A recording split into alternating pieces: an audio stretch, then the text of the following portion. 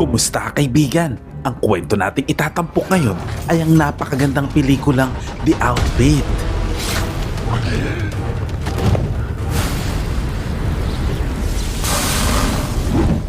Nagsimula ang kwento noong 1956 sa lungsod ng Chicago. Makikilala ang isang matandang lalaki na nagngangalang Leonard Berling na nagmamay-ari ng isang simpleng clothing shop. Si Leonard ay orihinal na taga-England at lumipat sa Estados Unidos ilang taon lamang ang nakalipas. Bago siya dumating sa Chicago, ginugol niya ang maraming taon sa pagtatrabaho sa isa sa pinakamahuhusay na tailoring shop sa London. Dahil sa personal na mga dahilan, iniwan niya ang dati niyang buhay at nagsimula muli sa Amerika. Nagbukas si Leonard ng sarili niyang shop at kumuha ng isang batang babae na nagngangalang Mabel siya bilang kanyang assistant. Sa paglipas ng panahon, nakilala ang kanyang mga kasuotan sa buong Chicago. Maraming mayayamang pamilya ang naging suki at humanga sa husay at kalidad ng kanyang paggawa. Isa sa mga pamilyang ito ay ang Boyle. Hindi lamang sila mayaman, kundi isa rin sila sa pinakamakapangyarihang grupo ng mafia sa lungsod. Madalas bumisita ang mga Boyle sa shop ni Leonard, hindi lamang para umorder ng mga suit, kundi para gamitin ang isang private mailbox na nakalagay sa loob ng tindahan. Ginawa ito ni Leonard upang makapag-iwan ang mga kliyente ng tip o secret message nang hindi nakakakuha ng pansin. Isang gabi, dumating sa tindahan si Richie Boyle, ang nag-iisang anak ng pamilyang Boyle, kasama si Francis, ang pinagkakatiwalaang tao ng kanyang ama upang kunin ang mga liham mula sa kanilang mga kontak. Si Leonard, na gaya ng dati, ay nagpatuloy lamang sa kanyang trabaho at hindi pinapansin ang mga gawain ng pamilyang Boyle. Habang inaayos ang mga sulat, nakakita si Francis ng isang liham mula sa isang grupo ng mafia na kilala bilang The Outfit. Nang malaman na confidential ito, hiniling ni Richie kay Leonard na lumabas muna ng shop. Malinaw na pribado ang mensaheng iyon. Habang papunta si Leonard sa lobby, nilapitan siya ni Mabel na may hawak na isang snow globe na aniyay regalo mula sa isang kakilala. Kinuwento nito ang hilig sa pagkolekta ng mga snow globe na may anyo ng mga tanyag na lugar tulad ng Eiffel Tower, Big Ben at Barcelona dahil pangarap niya makapaglibot sa buong mundo. Matapos umalis sina Richie at Francis, sinabi ni Leonard kay Mabel na may lalaking nagtatrabaho sa kabilang shop at katabing pwesto nila ang gustong makilala siya. Sinabi naman ni Mabel na hindi siya interesado dito at ipinaliwanag na may espesyal na lalaking malapit sa kanya. Inakala naman ni Leonard na si Richie ang tinutukoy nito dahil napansin niya noon ang kanilang biruan sa isa't isa. Samantala, habang tinutupi nito ang isang linen na panyo, pinaalalahanan siya ni Leonard na mag-ingat. Ipinaalala niya na si Richie ay kabilang sa mafia at palaging napapalibutan ng karahasan at ng mga armas. Sumagot si Mabel na alam niya kung gaano kapanganib ang pamilyang Boyle, ngunit naniniwala siya na kaya niyang kontrolin si Richie. Pagkatapos, nabanggit ni Mabel na kamakailan lamang ay nadagdagan ng kanyang sahod at balak niyang mag-ipon ng pera upang matupad ang pangarap niya makapag-travel. Binaliwala ni Leonard ang ideyang iyon at sinabing makakatanggap lamang ito muli ng increase kapag pinaghusay pa nito ang kanyang mga trabaho kahit sa simpleng gawain tulad ng pagtutupi ng mga panyo. Pagkatapos magsara ng tindahan, umuwi na si Mabel habang si Leonard naman ay naiwan upang tapusin ang kanyang trabaho. Sumapit ang gabi at nakatulog siya sa ibabaw ng kanyang mesa at napanaginipan ang kanyang pamilya at ang alaala ng isang naglalagablab na apoy. Ilang sandali pa, biglang naputol ang kanyang panaginip nang tumunog ang pinto ng tindahan. Nagising si Leonard at nakita sina Mabel at Richie na papasok na nagpatunay sa kanyang hinala tungkol sa romantikong ugnayan ng dalawa. Nang gabing iyon, naglabas ng galit si Richie kay Mabel tungkol kay Francis. Pinaghihinalaan kasi ni Francis na may taksid sa loob ng pamilya na naglalabas ng impormasyon sa isang karibal na grupong mafia na kilala bilang La Fontaine. Inamin ni Richie na hindi niya gusto si Francis dahil mas pinagkakatiwalaan ito ng kanyang ama na si Roy Boyle kaysa sa kanya. Para kay Richie, hindi pamilya si Francis kundi isang estranghero, isang taong minsang nagligtas sa buhay ng kanyang ama mula sa 6 na bala. Naniniwala si Richie na pinagkakatiwalaan ng kanyang ama si Francis dahil lamang sa utang na loob. Habang nagsasalita si Richie, may nahulog na bagay mula sa kamay ni Leonard nang hindi sinasadya. Dahil sa ingay na iyon, napansin ni na Richie at Mabel ang kanyang presensya. Agad namang bumalik si Leonard sa kanyang mesa at nagkunwaring natutulog. Pagkatapos, hinikayat ni Mabel si Richie na umalis muna at ayaw niyang maabala ang pagpapahinga ni Leonard. Ilang araw ang lumipas, bumalik sina Richie at Francis sa tindahan ni Leonard upang kunin ang mga liham gaya ng ginagawa nila bawat linggo. Nang gabing iyon, nakakita sila ng isa pang sobre na naglalaman ng isang liham at isang cassette tape. Agad silang umalis at inireport ito sa ama ni Richie. Ilang sandali pa, mabilis silang bumalik sa shop. Nagulat sila nang makita si Richie na sugatan habang akay-akay ni Francis papunta sa likurang silid.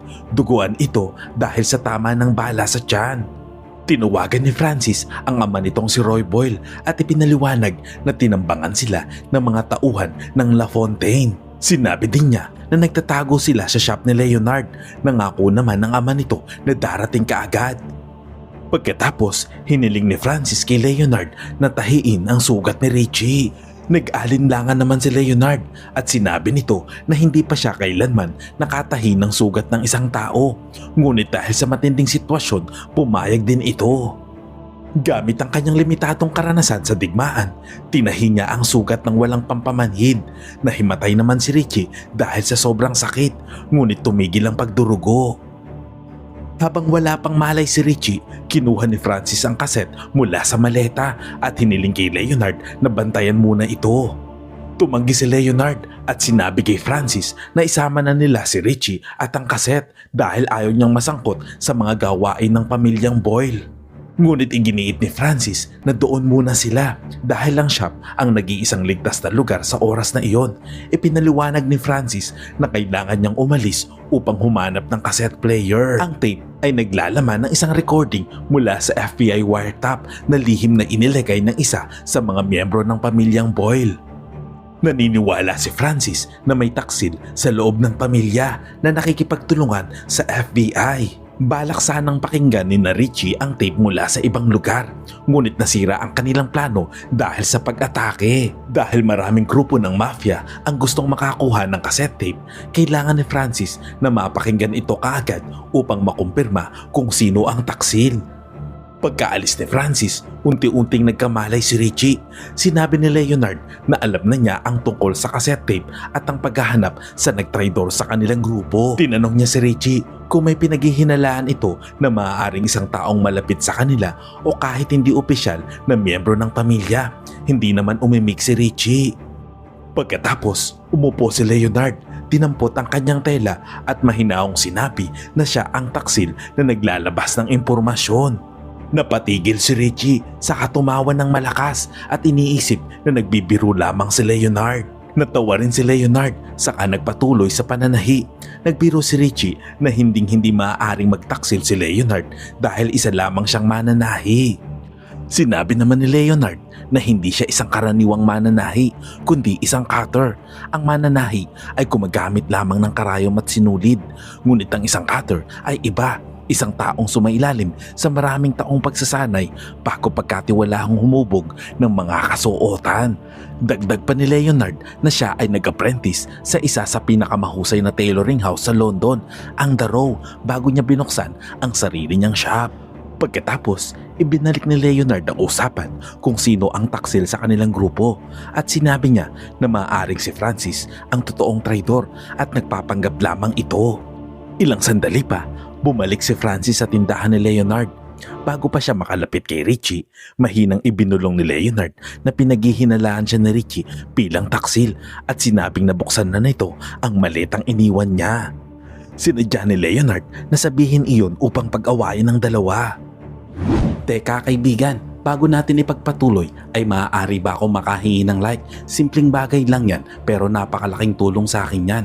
At kung hindi ka pa nakasubscribe sa aking channel ay pasubscribe naman po. Maraming salamat.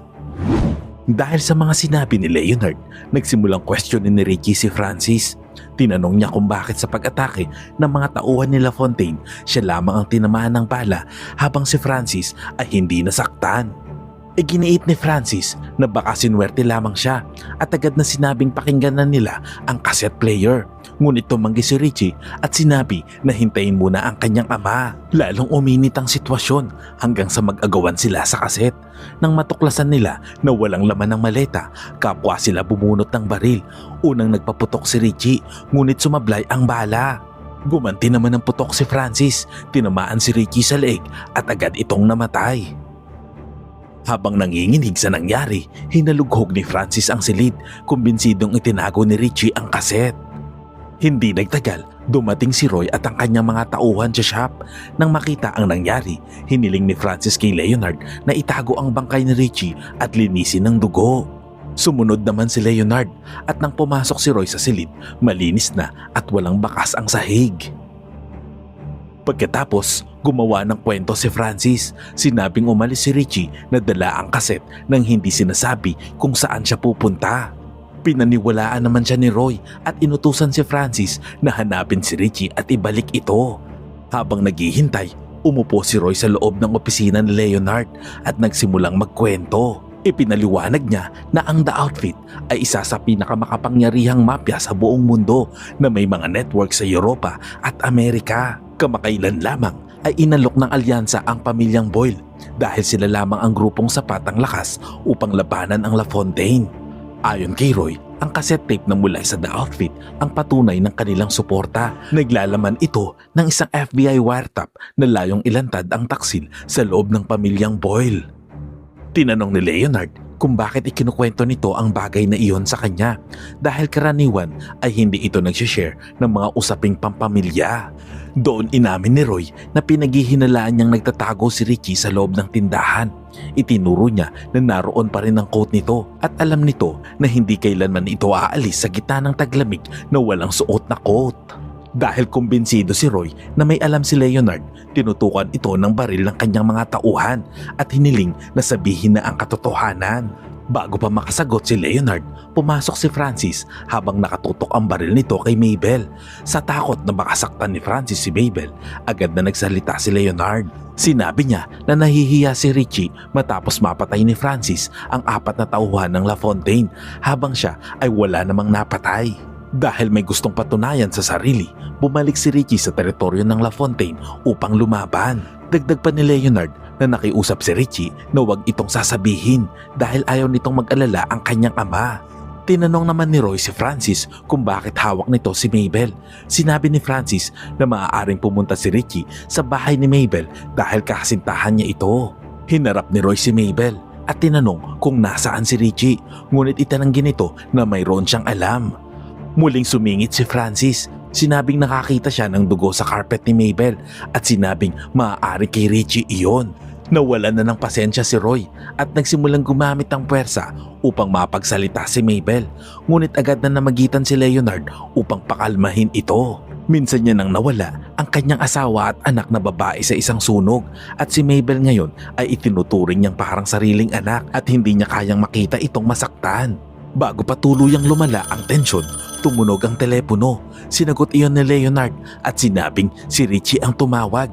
Sinabi niya na nagtatago ito sa Lafontaine at nakiusap na sunduin siya sa 31 Street.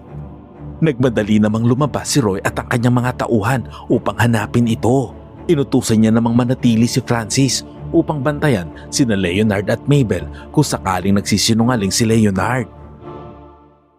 Pagkaalis nila, inilahad ni Leonard ang katotohanan. Sinadya niyang ibigay ang address na iyon dahil alam niya na aabangan ng mga tauhan ng Lafontaine sina Roy at ang kanyang mga grupo.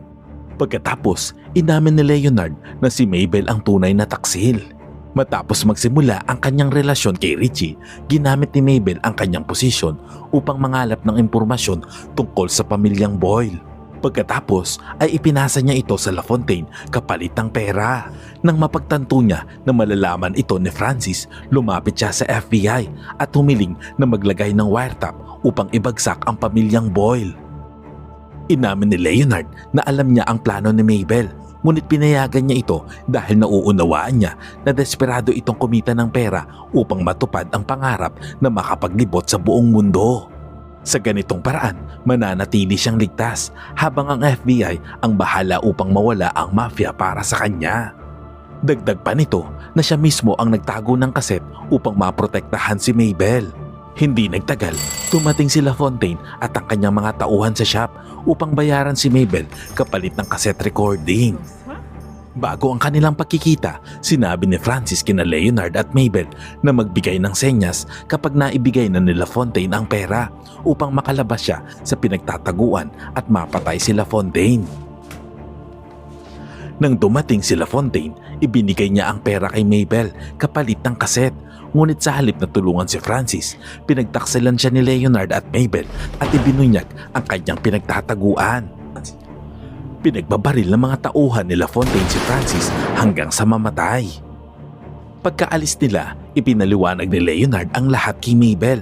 Siya ang naglagay ng kaset sa mailbox gamit ang pangalan ng The Outfit at ipinadala ito sa mga boil upang mag-away-away ang kanilang grupo. Samantala, ang cassette tape na ibinigay kay La Fontaine ay peke lamang, pinalitan ng sarili niyang recording at ang tunay na tape ay nasa kanya pa rin.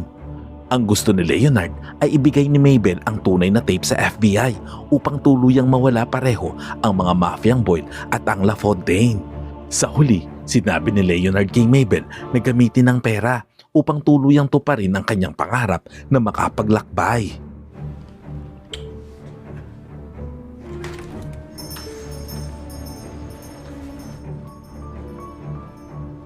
Pagkatapos ng lahat, binuhusan ng gasolina ni Leonard ang kanyang mga gamit at sinindihan ang tindahan upang burahin ang lahat ng bakas. Sa pagkakataong iyon, bigla namang bumangon si Francis na buhay pa pala sa mga sandaling iyon at binaril siya nito. Mabuti na lang at tumama lamang ang bala sa braso ni Leonard. Sa sandaling iyon, inilantad ni Leonard ang kanyang tunay na nakaraan na dati ay isa rin siyang miyembro ng mafia tulad ni Francis. Ilang taon nang nakalipas, iniwan niya ang kanyang trabaho at lumipat sa London.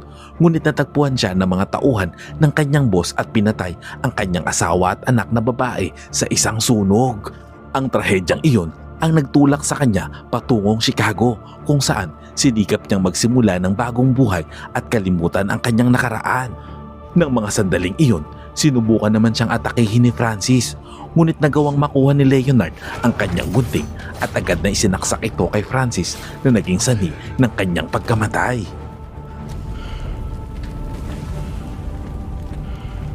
At bago pa man tuluyang lamunin ng apoy ang shop, ay nagawa namang makaalis ni Leonard sa tamang oras. At sa huli, makikita si Leonard na naglalakad palayo sa nasusunog na tindahan na handang magsimula muli ng bagong buhay.